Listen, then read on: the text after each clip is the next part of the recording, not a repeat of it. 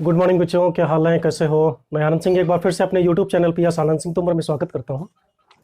और आज मैं आपको बताऊंगा कि किस तरह से हम लीनियर मैग्नीफिकेशन के द्वारा उसके फार्मूले को डिराइव कर सकते हैं, फाइंड कर सकते हैं दोनों मिरर से, कॉन्वेक्यू मिरर से और कॉन्वेक्स मिरर से।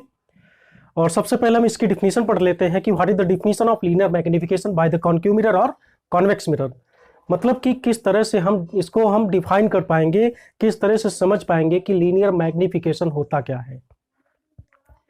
तो लीनियर मैग्नीफिकेशन जो होता है वो इमेज की लंबाई और ऑब्जेक्ट की लंबाई के बीच का रेशियो होता है।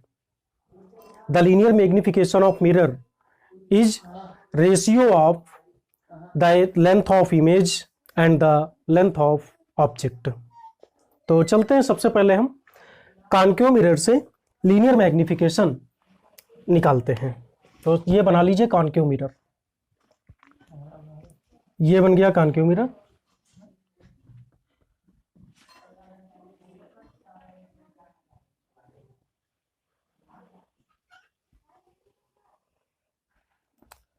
ये कॉन्केव मिरर का प्रिंसिपल पोल हो गया,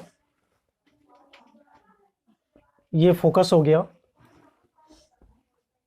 ये सेंटर ऑफ कर्वेचर हो गया, ठीक है।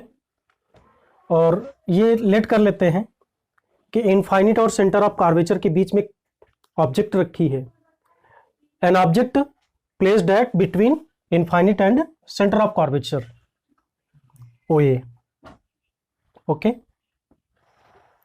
अब इससे दो इंसिडेंट रे मूव करेंगी। पहली जो इंसिडेंट रे होगी वो प्रिंसिपल एक्सिस के पैरेलल चलेगी and this light ray intersect to principal axis at point F after reflection. ये आफ्टर रिफ्लेक्शन प्रिंसिपल फोकस को काटती हुई चली जाएगी and second ray centre of curvature से आएगी और आफ्टर रिफ्लेक्शन उसी लाइन पाथ में बाउंसिंग बैक हो जाएगी, सेंटर ऑफ कर्वेचर से ही निकल जाएगी। Both reflected ray are intersect to each other at a point I dash. I dash से परपेंडिकुलर ड्रॉ कर देते हैं, किसमें, प्रिंसिपल एक्सिस में, आई आई डैश। अब आई आई डैश जो होता है ऑब्जेक्ट ओ ए का इमेज होता है। और इमेज कैसा बनता है, इमेज ऑब्जेक्ट की तुलना में छोटा बनेगा, शॉर्टर देन ऑब्जेक्ट। रियल बनेगा क्योंकि फ्रंट ऑफ द मिरर है, और इन्वर्टेड होगा जो कि देखने में लग रहा है। और फाइंड कहां पे होगा, फोकस और सेंटर ऑफ कर्वेचर के बीच में बनेगा। इसका मतलब कि this image is formed between the centre of curvature and focus, okay. अब एक लाइन और ड्रॉ कर सकते हैं हम, इसको सीधे प्रिंसिपल पोल पर इंसिडेंट कराएंगे। तो इसका मतलब ये हो जाता है कि ये जो इंसिडेंट रे एपी है, एपी इंसिडेंट रे एपी है, इसके लिए प्रिंसिपल एक्सिस एक नॉर्मल का कार्य करता है, नॉर्मल कवर करता है, नॉर्मल बन जाता है इसके लिए। तो ये एंगल जो होता है इंसिडेंट एंगल हो जाता है। कौन सा एंगल है, एंगल ए पी ओ, ठीक है। अब ये लाइट रे इस पॉइंट से उसी एंगल पर रिफ्लेक्ट होगी जिस एंगल पर ये इंसिडेंट हुई थी। दैट्स मीन ये यहां से जब रिफ्लेक्ट होकर फोकस को इंटरसेक्ट करती हुई निकल आएगी, तो ये जो एंगल बनेगा ये एंगल ऑफ रिफ्लेक्शन होगा, रिफ्लेक्टेड एंगल होगा आर, और आई और आर क्या होंगे, यहां पर बराबर होंगे, इक्वल होंगे, ठीक है, कोई प्रॉब्लम नहीं। अब हम सीधे यहां से लीनियर मैग्नीफिकेशन निकालते हैं। तो हमने अभी फार्मूला बताया था कि लीनियर मैग्नीफिकेशन का फार्मूला क्या होता है, m is equal to minus v upon u होता है, निगेटिव होता है मिरर का लीनियर मैग्निफिकेशन। और निकाला कैसे जाता है, हम इमेज की लेंथ और ऑब्जेक्ट की लेंथ के बीच का रेशियो निकालेंगे। तो सबसे पहले हम यहां पर ट्रिंगल लेते हैं। कौन कौन सा ट्रिंगल लेंगे, देखिए एक ट्रिंगल है ओ ए पी और दूसरा ट्रिंगल है पी आई आई डैश। ये दो ट्रिंगल लेंगे और आई आई डैश और ओ ए डैश के बीच में, ओ ए के बीच में हम रेशियो निकाल लेंगे। ठीक है, यही हमारा लीनियर मैग्निफिकेशन हो जाएगा। तो सबसे पहले देखिए, हम O से P के बीच का डिस्टेंस जानते हैं कितना होता है। O से P के बीच का डिस्टेंस, O से P के बीच का डिस्टेंस क्या होगा, OP, और OP ये होता है U, और U किस में होता है, माइनस में होता है। और ये डिस्टेंस होगी किसके किसके बीच की, प्रिंसिपल पोल से ऑब्जेक्ट के बीच की डिस्टेंस होगी। दैट्स मीन हम इसको ये कह सकते हैं कि ये ऐसी डिस्टेंस है जो कि मिरर से ऑब्जेक्ट के बीच की डिस्टेंस है। ये डिस्टेंस U से डिनोट की जाती है और इसको हम माइनस से लिखते हैं क्योंकि ये रिफ्लेक्टर की तरफ की डिस्टेंस है। ठीक है, अब इसके बाद में हम PI डिनोट करते हैं। PI क्या है, the distance between image and the principal pole और मिरर, मतलब कि मिरर से इमेज के बीच की डिस्टेंस क्या है, PI, और इसको काहे से लिखते हैं, माइनस V से लिखते हैं। V लिखते हैं लेकिन रिफ्लेक्टर की तरफ की डिस्टेंस है इसलिए माइनस कर देते हैं, कोई दिक्कत नहीं है। और ये होगी क्या, PI। ठीक है, ओके। अब हम सीधे यहां पर ट्रिंगल ले लेते हैं। In triangle PI I dash, PI I dash and another triangle OAP, ये जो बड़ा वाला ट्रिंगल है इसको लेंगे, ट्रिंगल OAP। ठीक है, अब इसमें इस ट्रिंगल का परपेंडिकुलर क्या होगा, आई डैश होगा, और इस ट्रिंगल का परपेंडिकुलर क्या होगा, OA डैश। ठीक है, both are triangle similar triangle, दोनों ट्रिंगल जो यहाँ पे सिमिलर हैं। और सिमिलरिटी की पहचान क्या होती है, सिमिलरिटी की पहचान ये होती है कि अगर दो ट्रिंगल सिमिलर है तो उनके जो पैरेलल साइड का रेशियो होता है वो हमेशा ऑलवेज जो है वो इक्वल होता है। ठीक है, तो यहां पर जो ट्रिंगल आई डैश पी और OAP ट्रिंगल है, इनके पैरेलल साइड का रेशियो निकालेंगे और उनको बराबर कर देंगे, इक्वल कर देंगे। तो लेते हैं आई डैश लिया, लिख दीजिए आई डैश अपॉन इस ट्रिंगल का परपेंडिकुलर OA, फिर इस ट्रिंगल का बेस, तो बेस क्या हो जाएगा, PI लेट कर लेते हैं, PI लिख दिया, राइट कर दिया, कोई दिक्कत नहीं। और इस ट्रिंगल का OAP का बेस क्या हो जाएगा, OP लिख दिया। ठीक है, अब इनकी वैल्यू पुटअप कर देते हैं। क्या पुटअप कर देते हैं, वैल्यू। हम वैल्यू पुटअप जब कर देंगे तो हमें लीनियर मैग्निफिकेशन मिल जाएगा।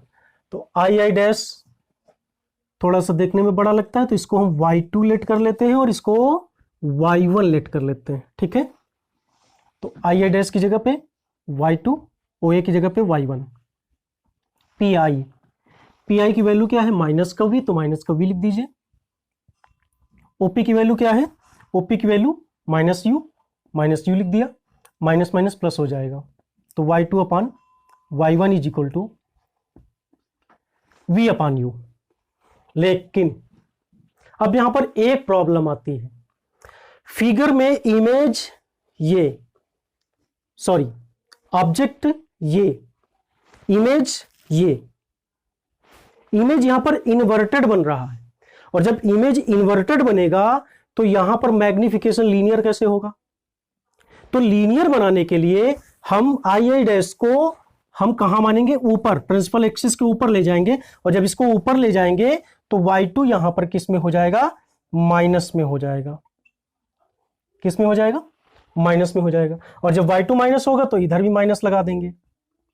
तो अब ये बन गया लीनियर मैग्निफिकेशन। ठीक है, हम लीनियर मैग्निफिकेशन बनाने के लिए आई डैश जो यहां पर इन्वर्टेड बन रहा है हम इसको इरेक्ट मानेंगे। और जब इरेक्ट मानेंगे तो ये OA इसके पैरेलल जाएगी, तो जब पैरेलल जाएगी तो Y2 माइनस में हो जाएगा। और जब Y2 माइनस में होगा तो यहां पर जो V अपान U की वैल्यू है वो भी निगेटिव हो जाएगी, माइनस v अपॉन यू आ जाएगा। अब इसी को बोलेंगे लीनियर मैग्निफिकेशन।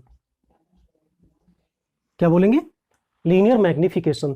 तो बच्चों इस तरह से हमने by the concave mirror linear magnification का फार्मूला पढ़ लिया है, m is equal to minus का v अपॉन यू। अब हम फार्मूला पढ़ेंगे बाय द कॉन्वेक्स मिरर की लीनियर मैग्निफिकेशन का फार्मूला क्या होता है। तो जल्दी से इसको नोट कर लीजिए और उसके बाद में मैं कॉन्वेक्स मिरर से हम बताने जा रहे हैं, ठीक है।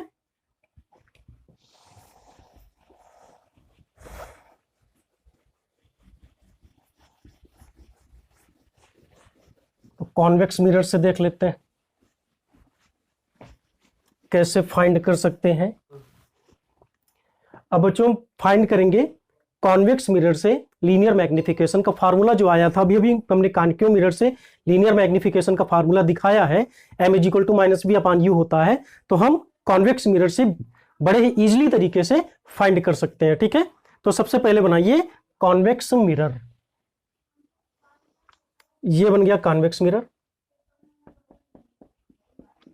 कॉन्वेक्स मिरर बन गया। प्रिंसिपल एक्सिस ड्रॉ कर दीजिए। ये हो गया सेंटर ऑफ कर्वेचर, ये हो गया फोकस, ये हो गया पी प्रिंसिपल पोल, और मिरर के सामने कोई ऑब्जेक्ट पुट कर दीजिए, ओ ए। बड़ा इजी है, कोई प्रॉब्लम तो है नहीं। अब फर्स्ट ऑफ लाइट रे moves parallel to the principal axis and after reflection comes from the focus। ऐसा लगेगा कि फोकस से आ रही है, बना दीजिए कि ऐसा लगे कि फोकस से आए, ये बना दिया, ठीक है। तो अब इसका जो सेकेंड रे होगा, फर्स्ट रे तो प्रिंसिपल एक्सिस के पैरेलल आई और ऐसा लग रहा है कि आफ्टर रिफ्लेक्शन फोकस से आ रही है, लेकिन जो सेकेंड रे होगी वो ठीक सेंटर ऑफ कर्वेचर के सामने इंटरसेक्ट स्ट्राइक करेगी और आफ्टर रिफ्लेक्शन ऐसा लगेगा कि कहां से आ रही है, सेंटर ऑफ कर्वेचर से आ रही है। अब देखिए both reflected rays are intersect to each other at a point I dash. ये दोनों रिफ्लेक्टेड रेज जो हैं एक दूसरे को आई डैश पे इंटरसेक्ट करती हैं। आई डैश से एक परपेंडिकुलर ड्रॉ कर देंगे, ये परपेंडिकुलर ड्रॉ कर दिया। परपेंडिकुलर का नाम क्या होगा, नेम क्या होगा, आई आई डैश होगा। आई आई डैश जो होगा ऑब्जेक्ट ओ ए का इमेज बनेगा, और इमेज कैसा बनेगा, देखने में कैसा है, छोटा है, इरेक्ट है और वर्चुअल बनेगा क्योंकि मिरर के पीछे बन रहा है। और कहां पे बनेगा, प्रिंसिपल पोल और फोकस के बीच में बनेगा, ठीक है। तो ये हो गया इमेज का फॉर्मेशन। अब हम इससे लीनियर मैग्निफिकेशन कैसे निकाला जाता है वो निकालेंगे, ठीक है। तो हम सबसे पहले चलते हैं, फाइंड कर लेते हैं डिस्टेंस। ओ से पी के बीच की डिस्टेंस क्या होगी, यू होगी, ओपी।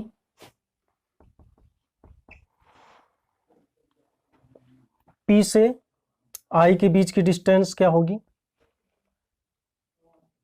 वी होगी, ठीक है। अब एक रे जो सीधे हम पोल पे इंसिडेंट कराएंगे, और जब पोल पे इंसिडेंट कराएंगे तो ये उसी एंगल से वापस आएगी जिस एंगल से हमने इंसिडेंट किया था। दैट्स मीन आई और आर यहां पे इक्वल हो जाएंगे। ये एंगल ऑफ इंसिडेंट है और ये एंगल ऑफ रिफ्लेक्शन है, रिफ्लेक्टेड एंगल है। अब इस रे को जब पीछे खींचते हैं तो ये रे भी जाके कहां पे एक दूसरे को काटेगी, आई डैश पे काटेगी, ठीक है। तो अब बहुत ही इजी हो गया। अब हम लीनियर मैग्निफिकेशन बड़े ही आसानी से फाइंड कर सकते हैं। तो सबसे पहले हम यहां पर ट्रिंगल लेंगे, triangle P I I dash, ठीक है। और उसके बाद ट्रिंगल लेंगे ओ ए पी। सेम ट्रिंगल है, जैसे कॉनकेव में लिया था वैसे ही कॉन्वेक्स में लेना है, ठीक है। इमेज का फॉर्मेशन बता दिया है, ट्रिंगल लेके सॉल्व कर लेते हैं। तो in triangle P I dash and triangle O A P. Now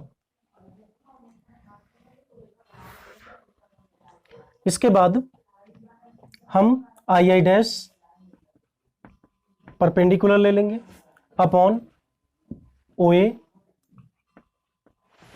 देखिए इस ट्रिंगल में पी आई डैश में परपेंडिकुलर आई डैश हो गया और ट्रिंगल ओ ए पी में परपेंडिकुलर ओ ए हो गया। नाउ इस ट्रिंगल पी आई डैश का बेस क्या हो जाएगा, पी आई हो जाएगा। इस ट्रिंगल का बेस क्या हो जाएगा, ओ पी हो जाएगा। अब आई डैश की वैल्यू जो है इसको y2 लेट कर लेते हैं और इसको ओ ए को y1 लेट कर लेते हैं। ठीक है, तो आई डैश की जगह पे y2 कर दिया, ओ ए की जगह पे y1 कर दिया, कोई प्रॉब्लम नहीं। अब पी आई की वैल्यू क्या हो जाएगी, v हो जाएगी, तो v हो गया। ओपी की वैल्यू क्या हो जाएगी, माइनस का यू है तो माइनस यू लिख दिया। अब देखिए इसमें इमेज इरेक्ट बन रहा है, ठीक है ना, प्रिंसिपल एक्सिस के ऊपर ऑब्जेक्ट रखी है और इमेज भी ऊपर ही बन रहा है, नीचे नहीं बन रहा है। तो यहां पर लीनियर मैग्निफिकेशन पहले से ही ऑलरेडी ही है, तो हम डायरेक्ट y2 अपॉन y1 को क्या लिख देंगे, m लिख देंगे और ये इसका फार्मूला हो गया। ठीक है, ये लीनियर मैग्निफिकेशन हो गया दोनों मिरर से, कॉन्वेक्स मिरर से और कॉनकेव मिरर से।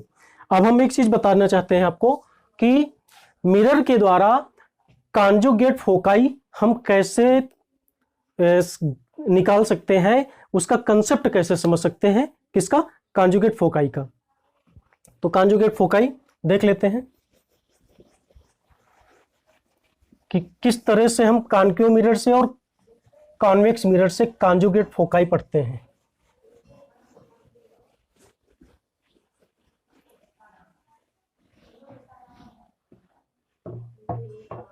देखिए ये है कॉनकेव मिरर,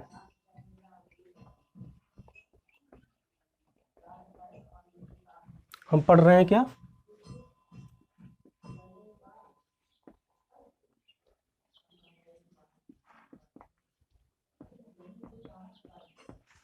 कॉन्जुगेट फोकाई। ठीक है, ये है कॉनकेव मिरर और ये है कॉन्वेक्स मिरर।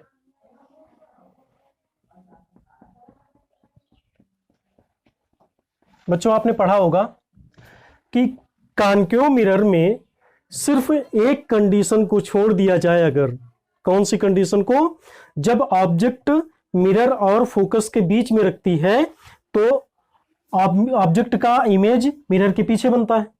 बाकी जितनी भी सिचुएशंस हैं इनफाइनिट में जब रखते हैं, उसके बाद सेंटर ऑफ कर्वेचर और इनफाइनिट के बीच में रखते हैं, या फिर जब ऑब्जेक्ट को सेंटर ऑफ कर्वेचर में रखते हैं और जब ऑब्जेक्ट को फोकस और सेंटर ऑफ कर्वेचर के बीच में रखा जाता है, या फिर ऑब्जेक्ट को फोकस में रखा जाता है, तो इन सभी सिचुएशंस में ऑब्जेक्ट का जो इमेज बनता है वो यहां पे बनता है, मतलब कि रिफ्लेक्टर की तरफ बनता है। किधर बनता है, रिफ्लेक्टर की तरफ इमेज फाइंड होता है।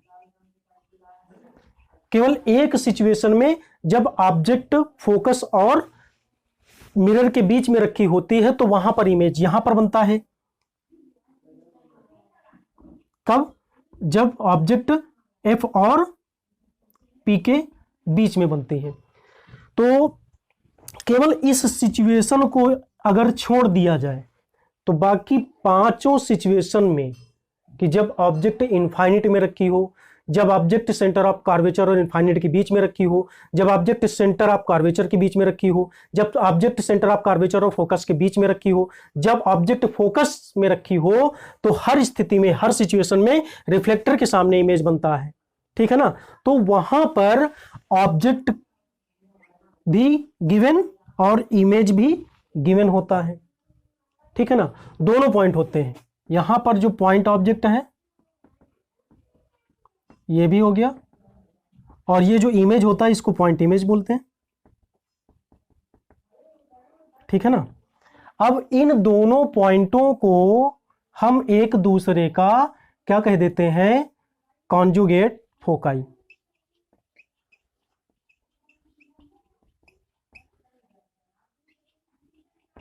ठीक है ना। दैट्स मीन अगर ये पॉइंट ऑब्जेक्ट है तो ये इमेज होगा, और अगर इसको ऑब्जेक्ट मान लें तो ये इमेज हो जाएगा। तो दोनों एक दूसरे के कॉन्जुगेट फोकाई हो जाते हैं, ठीक है।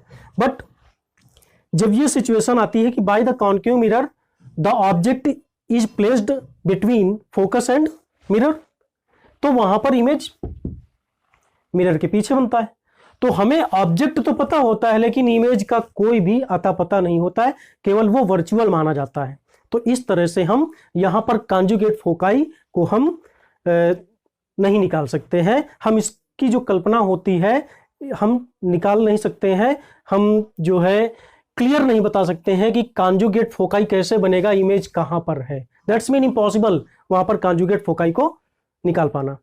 और कॉन्वेक्स मिरर में तो ऑलरेडी हमेशा जो है ऑलवेज इमेज कहां बनता है, मिरर के पीछे बनता है। तो जब मिरर के पीछे ही बनता है तो कॉन्जुगेट फोकाई यहां पर इम्पॉसिबल होता है,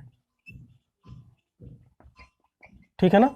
तो इसका यह मतलब हो गया, एक नंबर का क्वेश्चन आ सकता है कि कॉन्जुगेट फोकाई किस मिरर में पॉसिबल होता है, तो ओनली कॉन्केव मिरर में, ठीक है। तो इस तरह से हमने ये बता दिया आज की वीडियो में कि किस तरह से हम by the both mirror we can find the formula of linear magnification m is equal to minus का v अपॉन u। और याद रखना कि जो मिरर का लीनियर मैग्निफिकेशन होता है वो ऑलवेज नेगेटिव होता है। और हमने कॉन्जुगेट फोकाई के बारे में भी जाना, ठीक है। अगली क्लास में मैं इस चैप्टर से रिलेटेड मिरर से रिलेटेड मैं न्यूमेरिकल लेकर आऊँगा, और अच्छे न्यूमेरिकल लेकर आऊँगा जो कि परीक्षा की दृष्टिकोण से बहुत ही महत्वपूर्ण होंगे, ठीक है। तब तक के लिए धन्यवाद। ओके।